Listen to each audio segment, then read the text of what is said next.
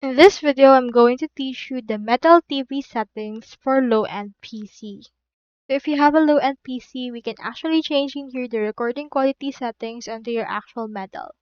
So I have in here this article from Reddit about best settings for low-end laptops.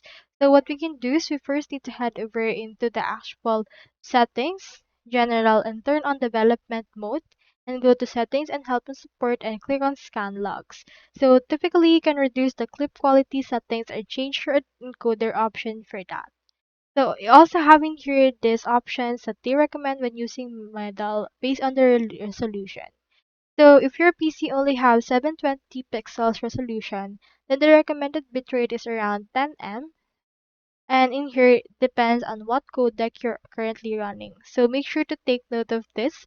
So for that, you won't be able to get any laggy clips anymore if you choose these particular settings right there.